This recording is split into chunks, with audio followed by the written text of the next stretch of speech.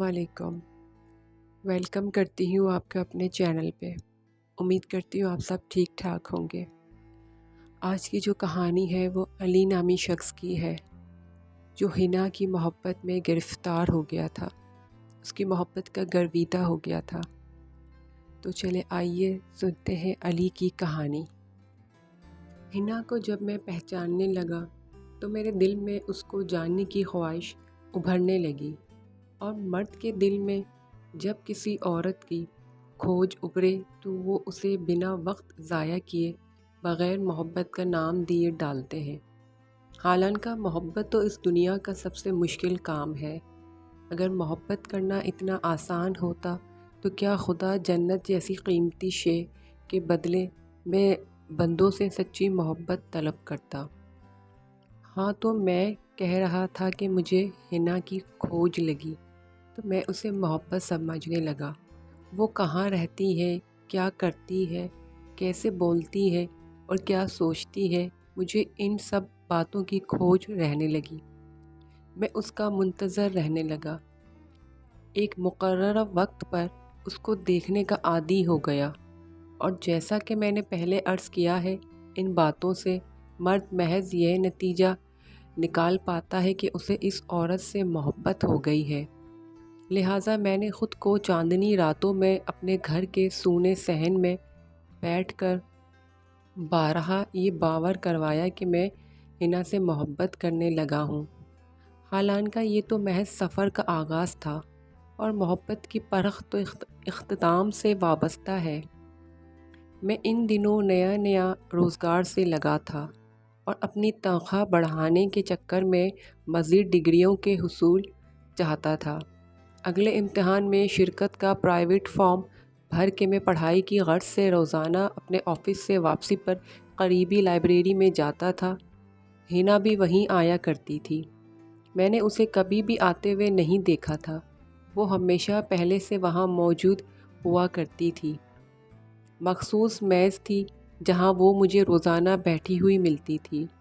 اس کے پاس کئی رنگوں کی قمیضیں تھیں، مگر دوپٹہ اور شلوار سفید رنگ کے تھے۔ پیروں میں ہمیشہ براؤن رنگ کی سینڈل پہنا کرتی تھی۔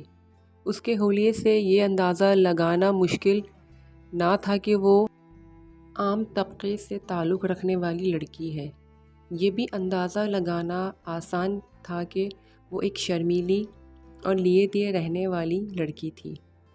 میں نے کبھی اسے کسی سے فالتو فضول بات کرتے نہ دیکھا تھا۔ اس کا نام بھی میں نے ایک لڑکی کے منہ سے سنا تھا جو ایک مرتبہ اسے لینے کے لیے آئی تھی، اور سچی بات تو یہ ہے کہ میری اس کی جانب توجہ اس کے نام ہی نے کروائی تھی۔ حنا، میں نے زیر لب دہرانے پر مجبور ہوا تھا، اور پھر اگلے روز اسے اسی مخصوص میز پر بیٹھا دیکھ کر میرے لبوں سے نکلا، حنا۔ میں نے اسے غور سے دیکھا، وہ مجھے بہت معصوم اور اپنی سی لگی، اور پھر اس کے بعد خیالات کا ایک سلسلہ چل نکلا۔ خیالات کے سلسلے میں وہ میری ہم قدم رہی، اور کچھ عرصے کے بعد ایک چاندنی مگر اداسی سے بھری رات میں نے اپنے گھر کے سونے صحن میں بیٹھ کر خود کو باور کروایا، میں حنا سے محبت کرنے لگا ہوں۔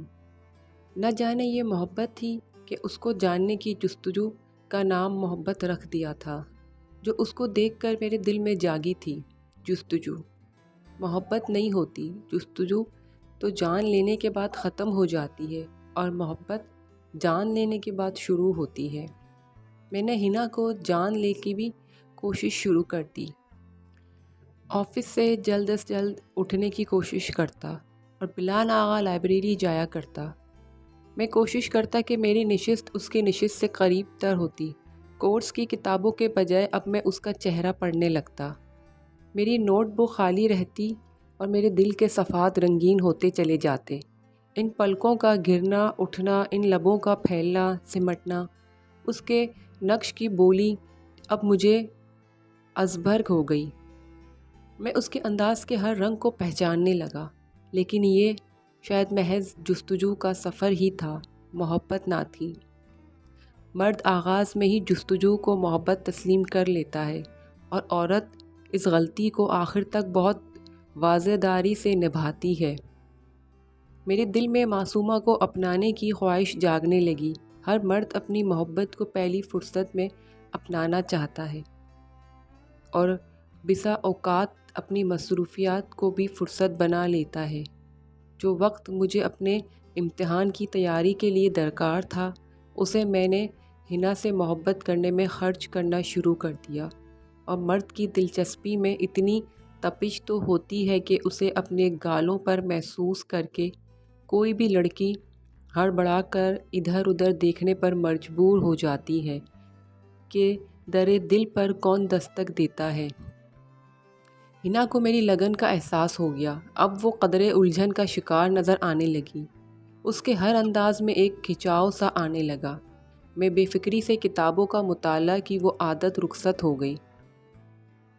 اب وہ بار بار چونک کر میری طرف دیکھتی اور مجھے دیکھتا پا کر فوراً کتاب پر جھک جاتی۔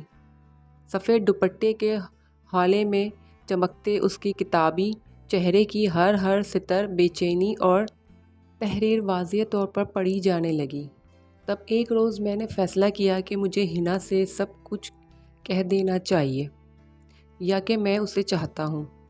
حنا، میں تمہیں چاہتا ہوں، ایک روز ریہرسل کے طور پر میں نے دہرایا۔ پھر میں خود ہی سوچنے پر مجبور ہو گیا، اس کے جواب میں وہ کیا کہے گی، اسے کیا کہنا چاہیے، اس جملے کا مفہوم کیا ہے۔ میں تمہیں چاہتا ہوں، یہ کہ میں تمہیں اپنانا چاہتا ہوں، تمہارے وجود پر قابض ہونا چاہتا ہوں، تمہیں حاصل کرنا چاہتا ہوں۔ اگر اس نے پوچھ لیا کہ آپ مجھ سے کیا چاہتے ہیں، مجھے چاہتے ہیں تو چاہتے رہیں، اس سلسلے میں بھلا میں آپ کی کیا مدد کر سکتی ہوں؟ میں سوچ میں پڑ گیا۔ اس سوال کا جواب بالکل آسان تھا، ایک سادہ سی حقیقت۔ میں تمہیں اپنانا چاہتا ہوں حنا، تمہارے وجود سے اپنے وجود کی تکمیل چاہتا ہوں، تمہاری خوشبو سے اپنی تنہائیوں کو سجانا چاہتا ہوں، اپنے گھر کے سونے پن کو تمہاری پازیب کی آواز سے بھر لینا چاہتا ہوں۔ مجھے اپنا ساتھ بخش دو حنا، مجھے شدت سے تمہاری ضرورت ہے۔ اور اگر اس نے مجھے اپنی ضرورت اور محبت کے بیچ فرق جاننا چاہا پھر؟ میں سوچ میں پڑ گیا۔ ہاں، مگر کوئی تمنا پس دامن وفا مجھ سے پوشیدہ میرے پیش نظر ہوتی ہے۔ مرد کی محبت ضرورت ہی تو ہوتی ہے حنا۔ میری آواز کسی گہرائی سے آئی۔ آدم کو ازل سے حوا کی ضرورت ہے، ضرورت تو پوری ہو کر ختم ہو جاتی ہے۔ ایک ہنسی میرے کانوں میں گونجی، ضرورت ہی تو تھی۔ میرے ماتھے پر پسینہ آ گیا۔ ہاں، اگر ایسا ہوا کہ اس نے میرا سوال یوں ہی ہنسی اڑا کر رد کر دیا پھر دستے سوال اس کے سامنے دراز ہی مت کرو۔ میرے آفس میں ایک کولیگ نے حال دل سن کر مشورہ دیا، سیدھے سیدھے اس کے گھر رشتہ بھیج دو۔ لڑکیاں یوں بھی ایسے معاملات اپنے والدین کے حوالے کر دیا کرتی ہیں۔ میں پھر پریشان سا اپنے گھر کے صحن میں آ بیٹھا۔ ایسے کام تو ماں اور بہنیں کیا کرتی ہیں، میری تو نہ کوئی ماں ہے نہ کوئی ماں جائی۔ پچھلے سال ابا کے انتقال کے بعد میں بالکل تنہا ہی رہ گیا۔ اماں تو بہت پہلے میرے بچپن میں ہی مجھے تنہا چھوڑ گئی تھیں۔ زندگی میں پہلی مرتبہ مجھے شدت سے ماں کی کمی محسوس ہوئی۔ ماں کی ہستی، جس کی مہربان گود میں اپنا چہرہ چھپا کر انسان زندگی کا ہر دکھ سہ سکتا ہے، جس کے کمزور وجود کے پیچھے چھپ کر ہر طوفان کا مقابلہ کیا جا سکتا ہے۔ ماں جو کمزور سی عورت کا سب سے طاقتور روپ ہے۔ اگر آج میری ماں زندہ ہوتی تو میں اس سے حال دل کہہ کر کتنا ہلکا پھلکا ہو جاتا۔ وہ سب کچھ سنبھال لیتی، کچھ بھی کرتی، مگر حنا کو میرا بنا کر اپنے گھر لے آتی۔ میرا کام محض حنا کا گھونگھٹ اٹھا کر اظہار محبت کرنا رہ جاتا۔ آتے پھر وہی اظہار محبت، اس دنیا کا سب سے مشکل کام۔ اپنے رد یا قبول کیے جانے کے منظر کا چشم تصور سے ملاحظہ کرنے کا کام میں نہ جانے کتنے دن تک کرتا رہا اور ہنا سے کچھ بھی نہ کہہ سکا، حتیٰ کہ میرے کولیگ نے پھر سے مجھ سے ہنا کی بات کی۔ تم تو بہت بزدل ہو، وہ بولا تھا۔ ایک لڑکی سے اظہار محبت کرنا بھلا ایسا بھی کیا مشکل کام ہے؟ مجھے کیا کرنا چاہیے؟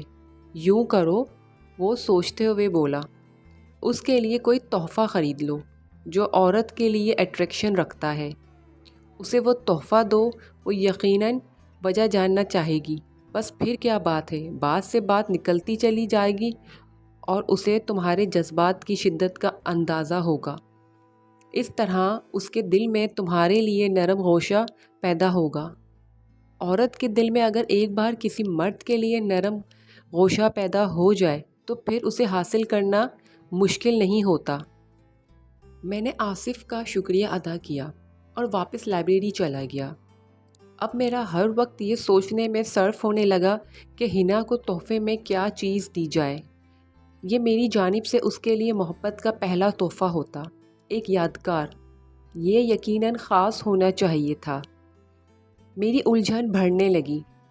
ایک روز جب میں پریشانی میں اسے تکے جا رہا تھا، اس نے جھنجھلا کر اپنی کتاب بینڈ کی اور غصیلی نگاہ مجھ پر ڈال کر اٹھ کھڑی ہوئی۔ لمحہ بھر کے لیے میرے دل کی دھڑکن تھم گئی۔ وہ نہ جانے کیا کرنے جا رہی تھی۔ کیا وہ مجھ سے باز پرس کرنے کا ارادہ رکھتی تھی، یا وہ لائبریری کی انتظامیہ کو میرے رویے سے آگاہ کرنے جا رہی تھی؟ وہ چند لمحے غصے اور بے بسی کے ملے جلے جذبات کے ساتھ مجھے دیکھتی رہی، پھر اپنی کتابیں سمیٹ کر مرکزی دروازے کی طرف چل دی۔ میرا دل تعصب سے بھر گیا۔ مجھے یقیناً ایسا نہیں کرنا چاہیے۔ میرا رویہ بہت فضول تھا۔ کسی بھی سیدھی سادی اور شریف لڑکی کو پریشان کرنے کا یہ بہت گھٹیا اور آسان طریقہ ہے۔ میرے تصور کے پردے پر وہ دو ہاتھ چمکنے لگے، کتابیں سمیٹتے ہوئے ہاتھ۔ اس کے ہاتھ بلا شبہ خوبصورت تھے، سفید سفید خوبصورت، صاف ستھرے اور بھری بھری کلائیوں والے ہاتھ۔ ان ہاتھوں میں رنگ برنگی چوڑیاں سجانے کا ارمان ایک بار پھر پوری شدت سے دل میں جاگا۔ میں لائبریری سے نکل کر بازار چلا گیا۔ مختلف دکانوں کی خاک چھانتا، چیزیں دیکھتا، پسند کرتا اور رد کرتا آگے چلا جاتا۔ پھر ایک دم ایک دکان کے شوکیس کے سامنے رک گیا۔ یہ ایک صراف کی دکان تھی اور میری توجہ شوکیس میں سجے ایک جڑاؤ کنگن نے کھینچ لی۔ وہ بہت خوبصورت کنگن تھا۔ میرے تصور کے پردے پر بھری بھری کلائیاں لہرائیں اور اس کنگن کو ہنا کی کلائی میں سجا دینے کی خواہش میرا وجود بھر دیا۔ میں دکان میں گھس گیا اور اس کے مالک سے کنگن کی بات کی۔ 22,000 اس نے مجھے سر سے پاؤں تک دیکھتے ہوئے اس کی قیمت بتائی تھی۔ میں سر جھکا کر دکان سے نکل آیا۔ پھر نکل آنے کے بعد میں سوچتا رہا۔ فٹ پاتھ پر چل کر اپنی موٹر سائیکل کی طرف جاتے ہوئے میں سوچ رہا تھا کہ کیا میں اس قابل کہ ہنا کو 22,000 کا تحفہ دے سکوں، لیکن دل تھا کہ کسی بچے کی طرح مچل مچل کر اسی چاند کی ضد کیے جا رہا تھا۔ یہ ایک مرد کا دل تھا، اور مرد شیر مار سکتا ہے لیکن اپنے دل کو نہیں مار سکتا۔ یہ تو ازل سے کمزور عورت کی تقدیر میں لکھ دیا جاتا ہے۔ میں نے ایک نگاہ اپنی بائک پر ڈالی۔ اقبال مستری میرے محلے میں رہتا تھا، پرانی گاڑیوں کی مرمت اور خرید و فروخت کا کام کرتا تھا۔ نہ جانے کیوں وہ مجھے پچھلے 2 سالوں سے میری بائک کے پیچھے لگا ہوا تھا۔ باؤ جی، ہن دسو جی، کہ خیال ہے۔ مجھے گلی میں آتے جاتے اکثر پشت پر اس کی آواز سنائی جاتی تھی۔ اس کا خیال تھا کہ مجھے اپنی موٹر سائیکل بیچ کر نئی موٹر سائیکل خرید لینی چاہیے، جبکہ میرا ایسا کوئی ارادہ نہ تھا۔ مجھے اپنی چاند گاڑی بہت عزیز تھی۔ اقبال مستری کی ترغیب میں جیسے جیسے شدت پیدا ہوئی تھی، ویسے ویسے میرے انداز ارادے کی پختگی میں اضافہ ہوتا گیا تھا۔ میں گھر جانے کے بجائے سیدھا اقبال مستری کی دکان پر جا پہنچا۔ مستری موٹر سائیکل کا کیا دو گے؟ 20,000۔ اس نے میرے چہرے پر لکھی ضرورت پڑھی اور کاری وار کیا۔ میں واپس مڑنے لگا تو میری بازو تھام لیا۔ ٹھہرو تو باؤ جی، ان کو تو تسی بھی بس۔ پھر وہ اندر گیا اور گن کر رقم لے آیا۔ پورے 25,000 ہیں، ویسے کی کرنا تسی۔ اس کے چہرے پر چمک اور لہجے کی شگفتگی تھی۔ میں جواب دیے بغیر باہر نکل آیا۔ اقبال مستری کی دکان سے نکل کر ایک لمحے کے لیے میں نے خود کو بے حد ادھورا محسوس کیا تھا، جیسے اچانک کوئی بہت قیمتی شے انسان کی دسترس سے دور ہو جاتی ہے۔ لیکن پھر ہنا کا طاقتور خیال ہر خیال کو بس پشت دھکیل دیتا۔ میں ٹیکسی کر کے جیولر کی دکان پر گیا اور وہ کنگن خرید کر خوشی خوشی گھر چلا گیا۔ پوری رات کنگن کے سامنے رکھ کر طرح طرح کے لفظ تراشتا رہا۔ اس کنگن سے بات کر کے ہنا کا حصول آسان کرنے لگا۔ دوسرے روز آفس سے ذرا پہلے اٹھ گیا۔ میرا خیال تھا کہ وہ لائبریری نہ پہنچی ہوگی، لیکن وہ مجھے اپنی مخصوص جگہ پر بیٹھی نظر آئی۔ اس نے مجھ پر ایک نگاہ غلظ ڈالی، پھر واپس اپنی کتاب کی جانب متوجہ ہو گئی۔ میں اس کی ہی ٹیبل پر درمیان میں 2 کرسیوں کا فاصلہ چھوڑ کر بیٹھ گیا۔ چند لمحوں تک میں نے اپنے دل کی دھڑکنوں کو ترتیب دیا، پھر اسے نظر بھر کر دیکھا اور اپنی کتاب کی جانب متوجہ نظر ڈالی، لیکن یقیناً میری موجودگی کو بھرپور طریقے سے محسوس کر رہی تھی۔ میں نے ڈبیا نکال کر میز پر رکھی اور کچھ سوچنے لگا۔ میں بھلا کس طرح اسے متوجہ کرتا؟ مجھے کیا کرنا چاہیے تھا؟ میں اسے لائبریری سے باہر نکلنے کا کہنا چاہتا تھا، لیکن الفاظ کا چناؤ مجھے مشکل محسوس ہونے لگا۔ میں نے ہمت کی اور اس سے بات کرنا چاہی۔ سنیے، میں آپ سے کچھ کہنا چاہتا ہوں۔ اس نے میری طرف دیکھا اور اپنی کتابیں بند کی۔ جی فرمائیے۔ میں نے ہمت کر کے اس سے اپنی محبت کا اظہار کر دیا کہ میں نے جب سے آپ کو دیکھا ہے میں آپ کا گرویدہ ہو گیا ہوں، میں آپ سے سچی محبت کرنے لگا ہوں۔ وہ اس بات پر تھوڑی سی خفا ہوئی کہ آپ کی ہمت کیسی ہوئی، آپ ایسی باتیں کر رہے ہیں ایسے ماحول میں، لیکن میں نے اس کو اپنی محبت کا یقین دلایا اور جو تحفہ میں نے اس کے لیے لیا تھا وہ بھی اس کے آگے میں نے رکھ دیا، لیکن اس نے تحفہ قبول نہ کیا۔ وہ تحفہ اس نے مجھے واپس کر دیا اور اس نے مجھے کہا کہ آپ کیسی فضول باتیں کر رہے ہیں، مجھے ایسی باتیں بالکل پسند نہیں، آپ اپنے کام سے کام رکھیں۔ لیکن میں نے پھر بھی ہمت کر کے اس سے اپنی محبت کا اظہار کیا اور اس کو میں نے یقین دلایا کہ میں آپ کو اپناؤں گا، میں آپ سے شادی کرنا چاہتا ہوں، میری محبت کوئی جھوٹی محبت نہیں ہے۔ اس کے چہرے سے اور اس کی باتوں سے مجھے ایسا لگا کہ جیسے شاید وہ میری ہی پہل کا انتظار کر رہی ہو، لیکن اوپر سے وہ خفا خفا اپنے آپ کو دکھا رہی تھی، لیکن اندر سے وہ جیسے وہ اسی انتظار میں تھی کہ جیسے پہل میں ہی کروں۔ پھر اس نے مجھے کہا کہ مجھے اس طرح کی محبت، اس طرح کے اظہار رستوں میں بالکل پسند نہیں۔ اگر آپ واقعی مجھے اپنانا چاہتے ہیں تو آپ میرے گھر رشتہ بھیج دیں، آگے میری ماں باپ کی مرضی۔ یہ بات سن کر میں خوش ہو گیا۔ اتنے دن سے میں ٹینشن میں تھا، میں یہ سوچ میں تھا کہ پتہ نہیں وہ میری محبت کو قبول کرے گی یا نہیں کرے گی، لیکن تھوڑا خفا ہوئی، لیکن آخر کار وہ چپ ہو گئی، جیسے وہ میری پہل کا انتظار کر رہی تھی۔ پھر ایک دن میں اپنے دوست کے ساتھ، کیونکہ میرے ماں باپ تھے ہی نہیں، میرے آگے پیچھے کوئی بھی نہیں تھا، میں اپنے دوست کے ہمراہ اس کے گھر رشتے کے لیے چلا گیا۔ ان کے گھر والوں نے تھوڑے سوال جواب کیے، لیکن آخر کار وہ ہمارے رشتے پہ راضی ہو گئے اور اس طریقے سے ہنا کو میں نے اپنا جیون ساتھی بنا لیا، ہم ایک ہو گئے۔ یہ میری زندگی کا بہت حسین پل تھے جو میں کبھی بھلا کر بھی نہ بھلا سکوں، اور اس کو بھی میری محبت پر یقین آ گیا کہ جب میں نے اس کو اپنا جیون ساتھی بنا لیا۔ آج ہم ہنسی خوشی اپنی زندگی گزار رہے ہیں، ہم اپنی زندگی سے بہت مطمئن ہیں، بہت خوش ہیں ہم ایک دوسرے کے ساتھ۔